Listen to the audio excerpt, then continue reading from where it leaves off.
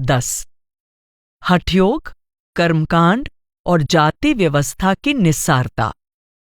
एक व्यावहारिक उपदेशक होने के कारण महात्मा बुद्ध ने उन लोगों की विशेष परिस्थिति को ध्यान में रखा जिन्हें उन्होंने उपदेश दिया। महात्मा बुद्ध ने लोगों को उस भाषा में उपदेश दिया जिसे वे समझ सकें और ऐसी तुलनाएं दीं जिन्हें समझना उनके लिए आसान था। उन्होंने श्रमणों और ब्राह्मणों को, विद्वानों और गृहस्थों को उनकी विशेष अवस्था के अनुरूप उपदेश दिया। उपदेश देते समय उन्होंने विशेष रूप से हठयोग, कर्मकांड और जाति भेद जैसी सामाजिक परंपराओं की चर्चा की जो उस समय व्यापक रूप से जनसाधारण में प्रचलित थीं और निर्वाण प्राप्ति के मार्ग में बाधा थीं।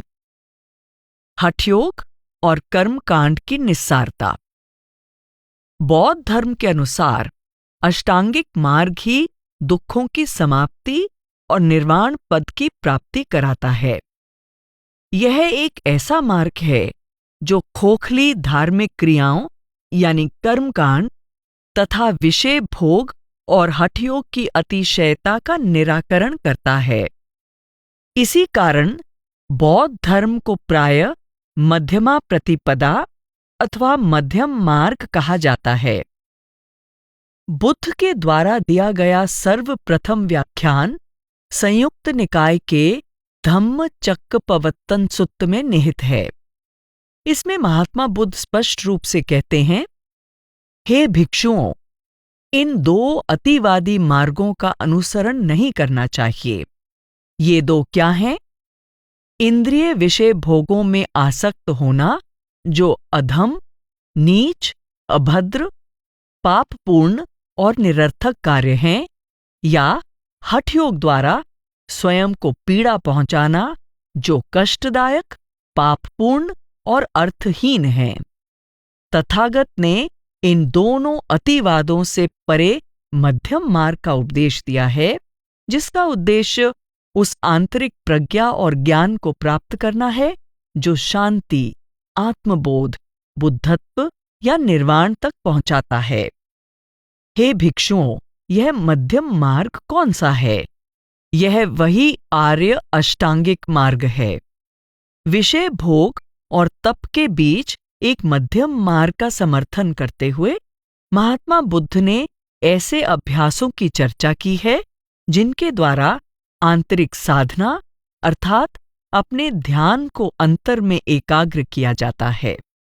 बौद्ध धर्म बहिर्मुखी क्रियाओं जैसे हठयोग, कर्मकांड और धार्मिक क्रियाओं के बाहरी प्रदर्शन का समर्थन नहीं करता, क्योंकि महत्वपूर्ण कार्य तो मन पर आंतरिक नियंत्रण करना है।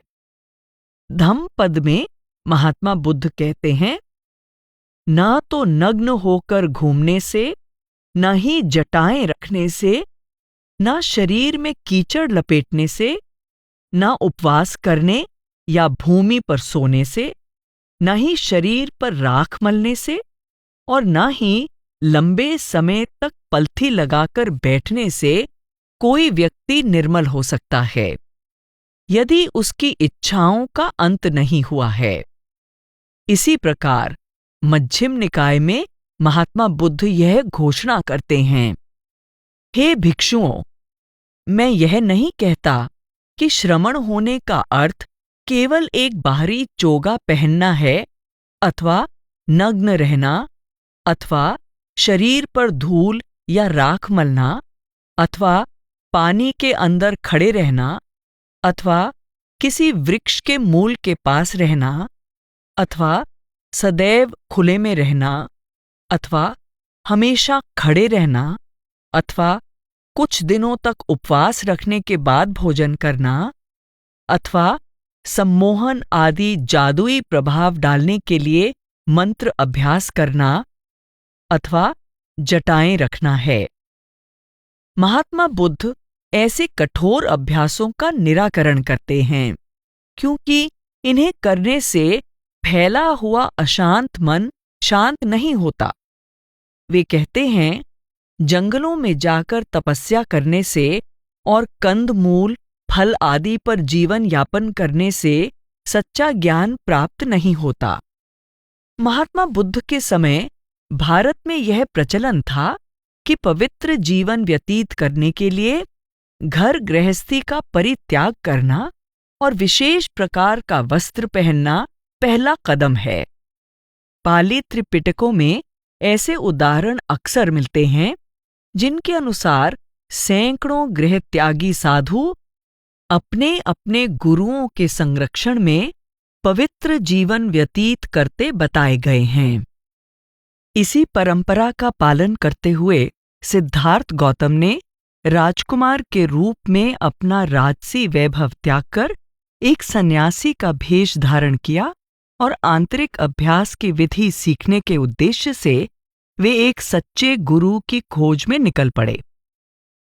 निर्वाण अवस्था प्राप्त करने के पश्चात भी वे पीले वस्त्र धारण किए हुए एक सन्यासी का जीवन व्यतीत करते रहे, परंतु वे यह बात स्पष्ट करते हैं कि घर गृहस्थी त्याग कर एक सन्यासी बनने से अथवा एक विशेष रंग का पहनावा पहनने से ही कोई व्यक्ति सही अर्थों में आध्यात्मिक नहीं बन जाता। महात्मा बुद्ध उन भिक्षुओं के व्यवहार की भर्त्सना करते हैं जो बाहर से तो संसार त्यागने का दिखावा करते हैं, परंतु वास्तव में एक निर्मल जीवन व्यतीत नहीं करते। वे स्पष्ट करते हैं कि एक भिक्षु का बाहरी रंग रूप, सिर मुंडवाना, पीला चोगा पहनना, भिक्षा पात्र लेकर भिक्षा मांगने जाना एक सच्चे सन्यासी के लक्षण नहीं हैं। सच्चा सन्यासी वही है जिसने मन को वश में कर लिया है। जो असंयमी होता है और असत्य बोलता है, वह केवल सिर मुंडवाने से ही सन्यासी नहीं बन जाता। कोई व्यक्ति सन्यासी कैसे हो सकता है जिसका मन इच्छाओं तथा लोभ से भरा हुआ है? जो छोटे बड़े सभी प्रकार के पापों को शमन यानी शांत कर लेता है, वही श्रमण यानी सन्यासी कहलाता है, क्योंकि उसने पापों पर विजय प्राप्त कर ली है।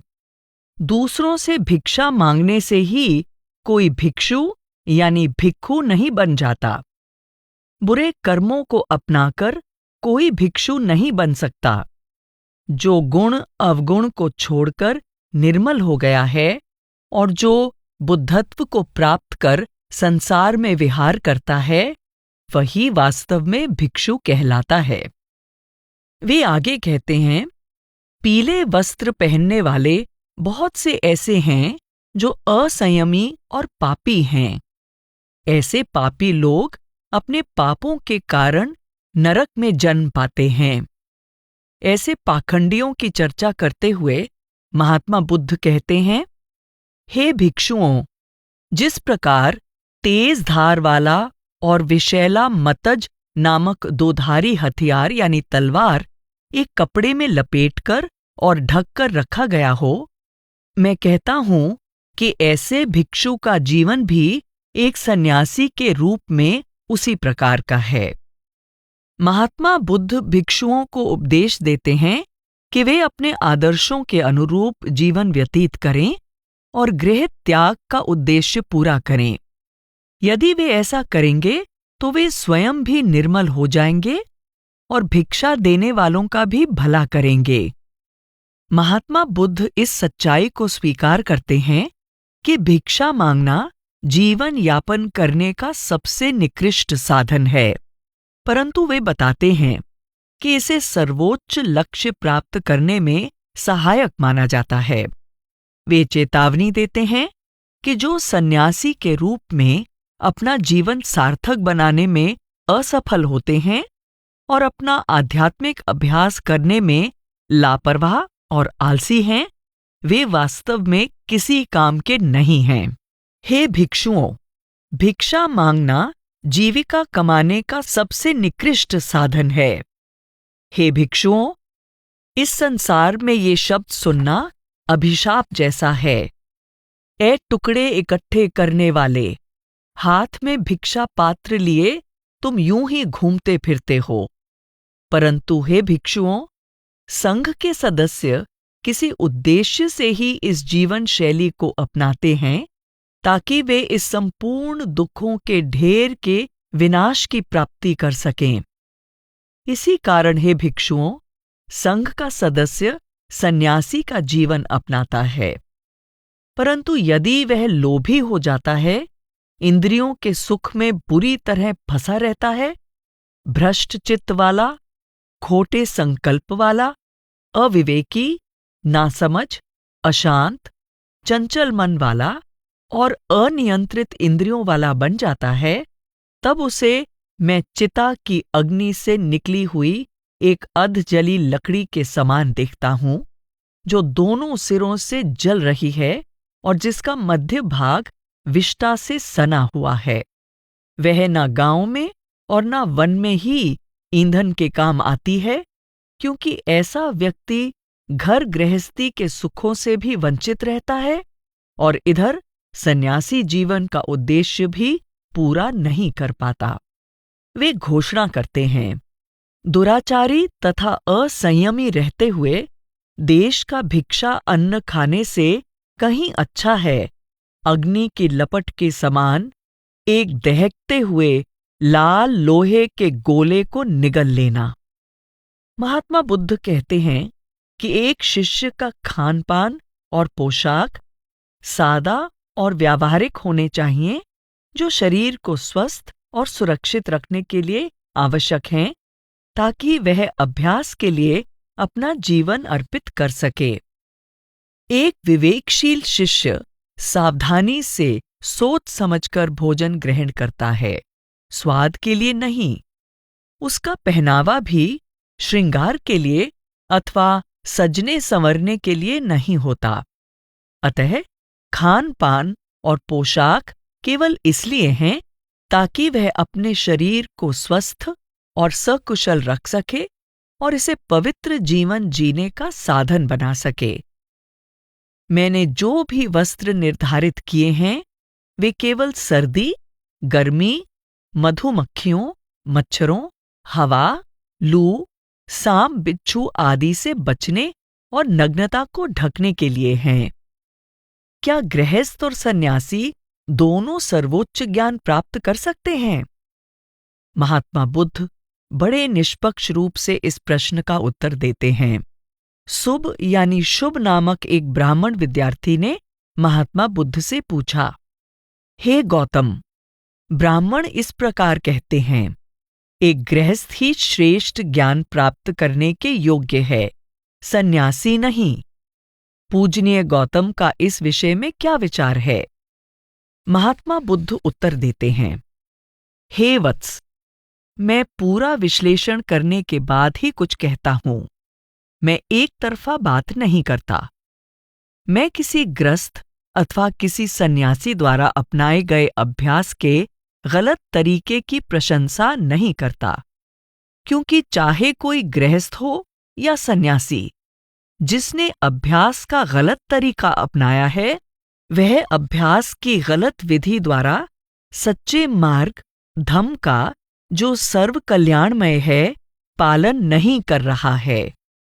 चाहे कोई गृहस्थ हो या सन्यासी, मैं उसके द्वारा अपनाई गई अभ्यास की उचित विधि की प्रशंसा करता हूं, क्योंकि कोई भी गृहस्थ या सन्यासी जो अभ्यास की उचित विधि अपनाता है, वह अभ्यास की उचित विधि द्वारा सच्चे मार्ग धम्म का, जो सर्व कल्याणमय है, पालन कर रहा है।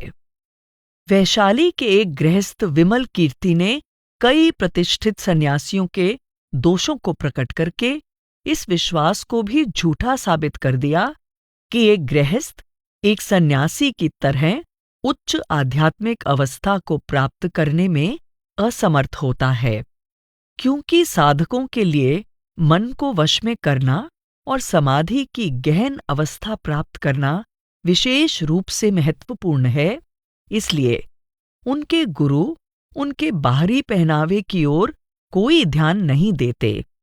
हाँ, वे यह अवश्य चाहेंगे कि उनके अनुयायी शालीनता और मर्यादा का ध्यान रखते हुए सामाजिक नियमों के अनुकूल ही कपड़े पहने, परंतु वे उन पाखंडियों को कोई सम्मान नहीं देते जो पहनावे से तो सन्यासी होने का दिखावा करते हैं, किंतु अंदर से भ्रष्ट और धोखेबाज हैं। महात्मा बुद्ध धार्मिकता के इस पाखंडपूर्ण प्रदर्शन की भर्त्सना करते हैं। महात्मा बुद्ध बाहरी कर्मकांडों को भी व्यर्थ और निष्फल मानते हैं। मध्यम निकाय में महात्मा बुद्ध घोषणा करते हैं कि तथाकथित पवित्र नदियों में स्नान करना व्यर्थ है। सुंदरिक भारद्वाज के यह पूछने पर कि क्या पाप धोने के लिए महात्मा बुद्ध पवित्र बाहुका नदी में स्नान करते हैं, तो आपने अपने उत्तर में कई और पवित्र नदियों की भी चर्चा करते हुए कहा, बाहुका में और अधिक्का में, गया में और सुंदरिका में। और फिर बाहुमती नदी में कोई मूर्ख भले ही प्रतिदिन स्नान करे, परंतु इससे वह अपने पापों की मैल नहीं धो सकता। सुंदरिका क्या कर सकती है, प्रयाग क्या कर सकता है, और बाहुका नदी क्या कर सकती है? बुरे कर्मों में लिप्त एक पापी के पापों की मैल ये नहीं धो सकते। निर्मल चित्त वालों के लिए हर दिन शुभ है। निर्मल चित्त वालों के लिए हर दिन पावन है। निर्मल चित्त वाले सदाचारी व्यक्ति के लिए सभी पावन व्रत सदा संपूर्ण हैं। हे ब्राह्मण, यहाँ अपने भीतर स्नान करो और सभी प्राणियों की रक्षा करो। महात्मा बुद्ध अग्नि हवन की धार्मिक क्रियाओं को भी व्यर्थ मानते हैं।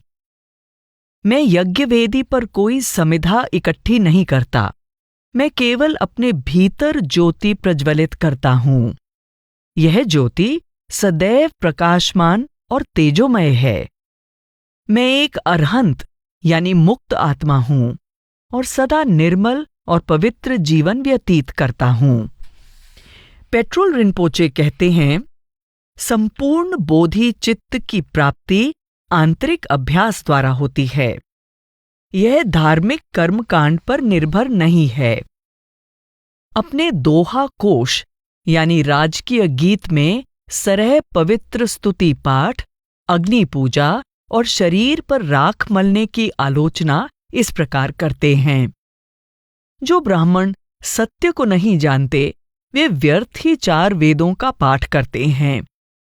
मिट्टी, पानी और कुशा से वे सब तैयारी करते हैं और घर में बैठे हुए अग्नि प्रज्वलित करते हैं, और व्यर्थ की आहुतियां देते हुए वे तीखे धुएं से अपनी आंखों को कष्ट देते हैं। ऐसे गुरु अपनी देह पर राख मलते हैं और अपने सिर पर जटाएं रखते हैं। घर में बैठे ही वे दीपक जलाते हैं और एक कोने में बैठकर घंटियां बजाते हैं। केवल कर्मकांड से हमारा ध्यान बहिर्मुखी हो जाता है, जबकि महात्मा बुद्ध चाहते हैं कि हमारा ध्यान अंतर्मुखी हो। तीर्थ यात्राएं करना और तथाकथित पवित्र नदियों में स्नान करना व्यर्थ है, क्योंकि मनुष्य को निर्मलता तो केवल अपने भीतर डुबकी लगाने पर ही मिल सकती है।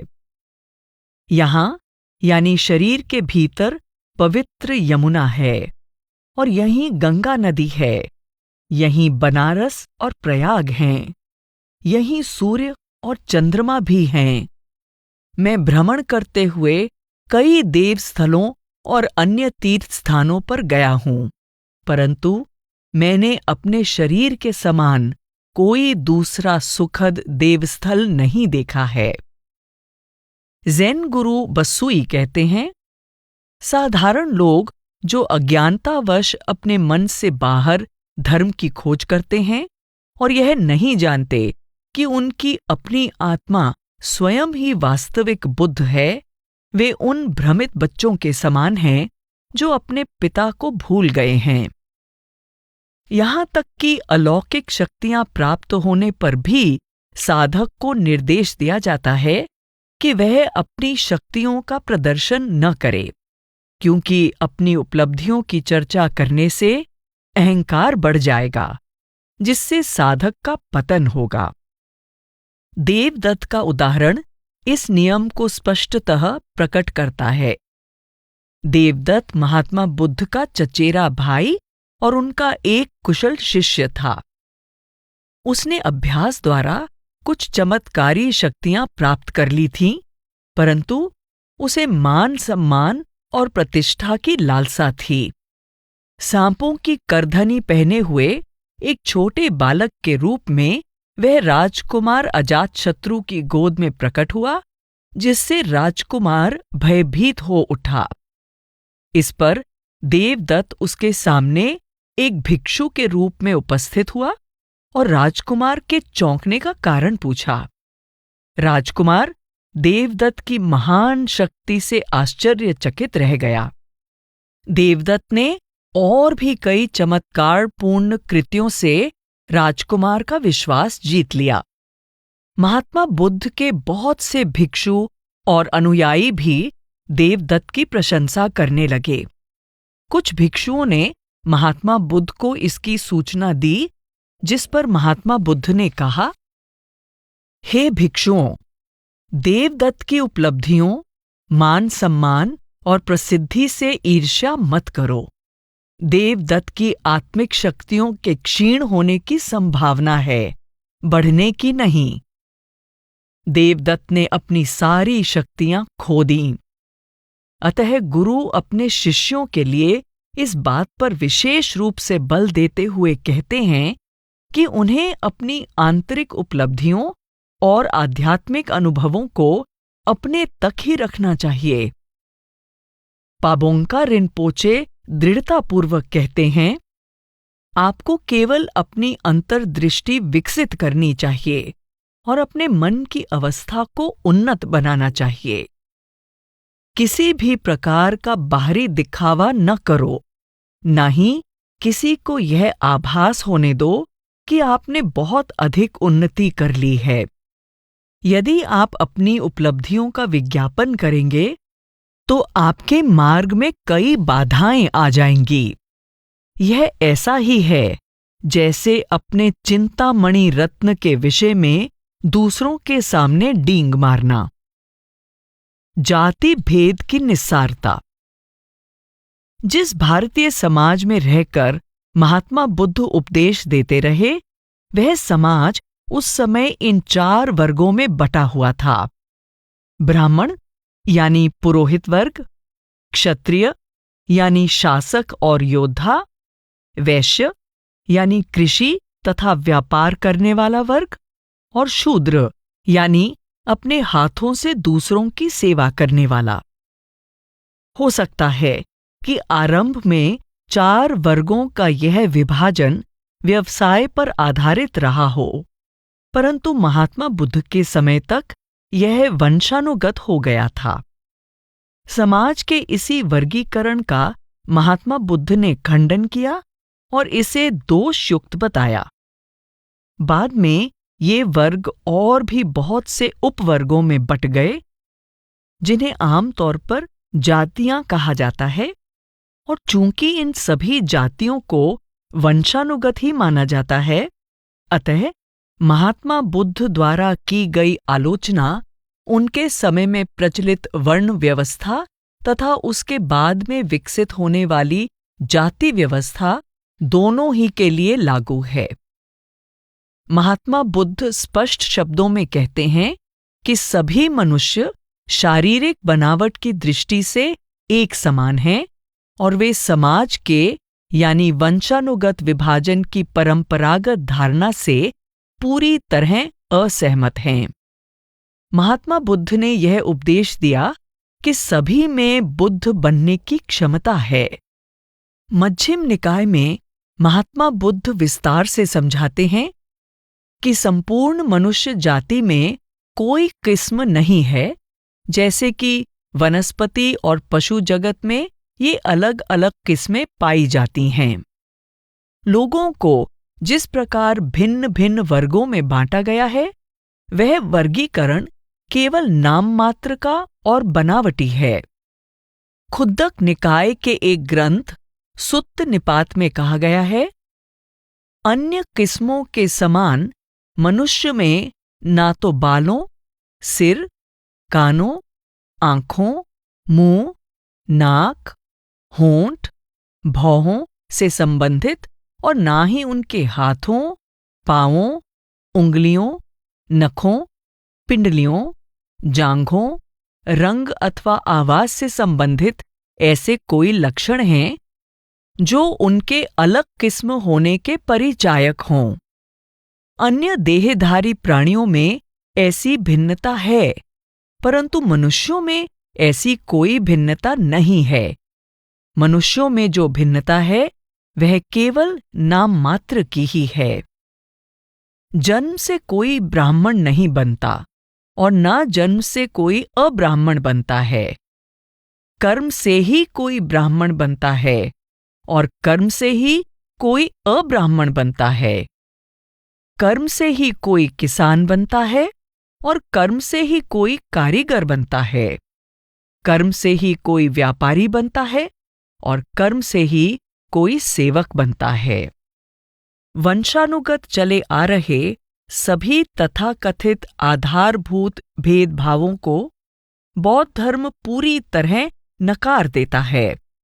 समाज का 4 भागों में वर्गीकरण वास्तव में ना तो मूलभूत है और ना ही ईश्वर द्वारा बनाया गया है। मनुष्यों में मूल रूप से जन्मजात कोई भिन्नता नहीं होती, परंतु बाद में उनके कर्मों और उनके द्वारा स्वयं चुने हुए व्यवसायों के आधार पर उनमें भेद किया जा सकता है। ये भिन्नताएं किसी भी प्रकार से ईश्वर की बनाई नहीं हैं, बल्कि केवल परंपरा का ही परिणाम है।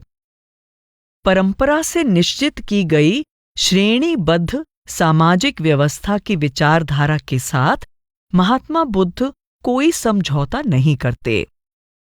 वे न केवल जाति और धर्म से परे सभी के लिए बुद्धत्व की प्राप्ति का द्वार खोल देते हैं, बल्कि मूल रूप से सबकी समान पर भी बहुत अधिक बल देते हैं।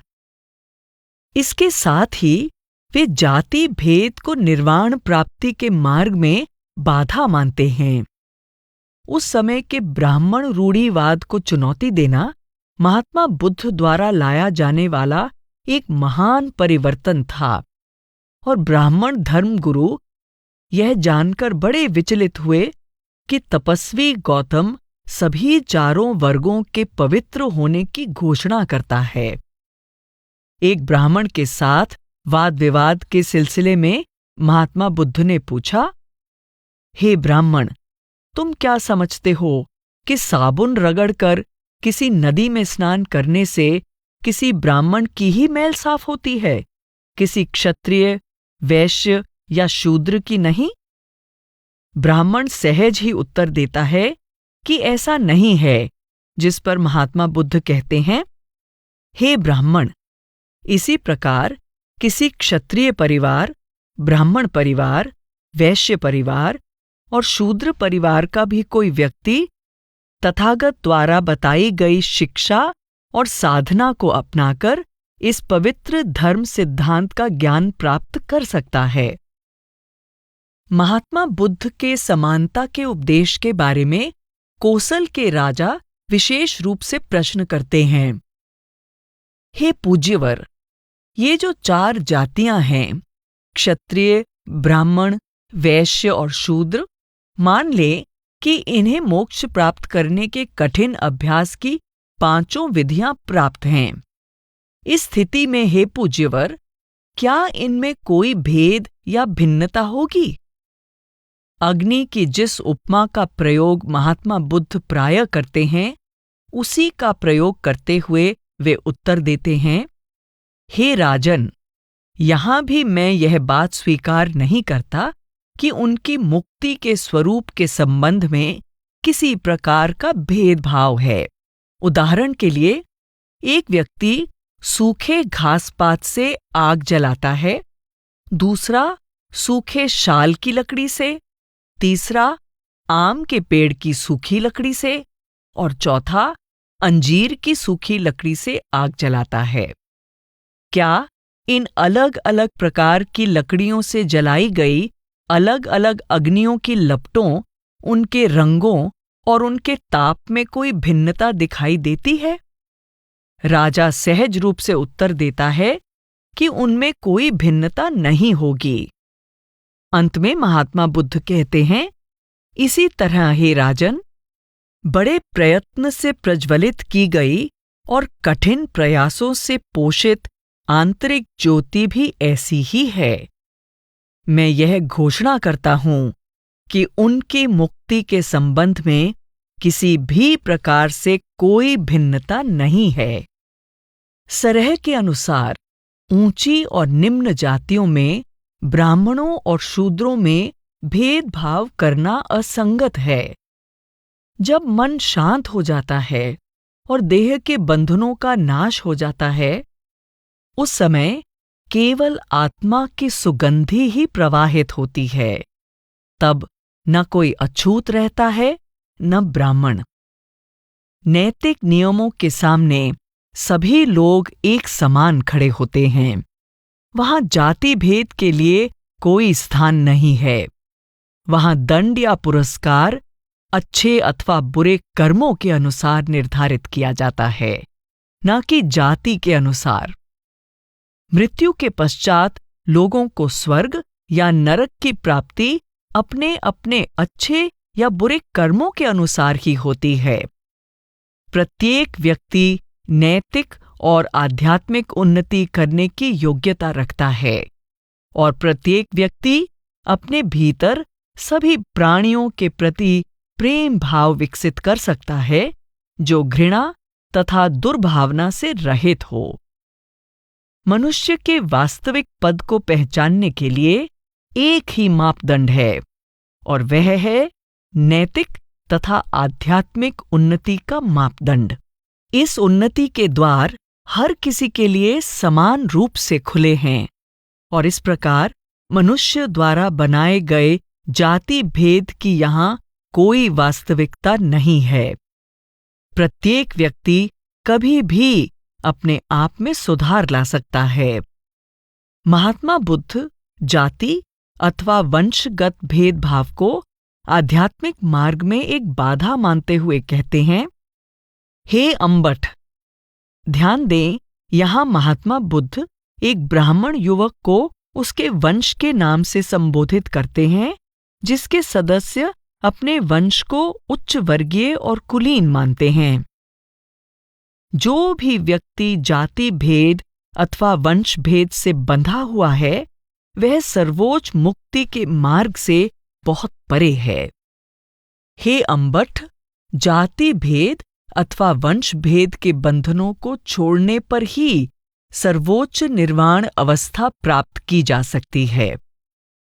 फिर भी बहुत से लोग अभी भी जाति भेद को त्यागने में संकोच करते हैं।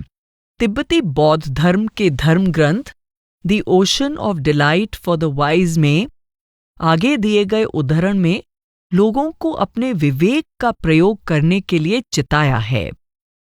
बुरी प्रथा को त्याग दो, भले ही वह आपके पूर्वजों के समय से चली आ रही हो। अच्छी प्रथा को अपनाओ, भले ही यह आपके शत्रुओं द्वारा स्थापित की गई हो। विष चाहे माता ही क्यों न दे, उसे कभी नहीं लेना चाहिए, परंतु स्वर्ण यानी आध्यात्मिक धन चाहे शत्रु से ही क्यों न मिले, वह स्वीकार करने योग्य है।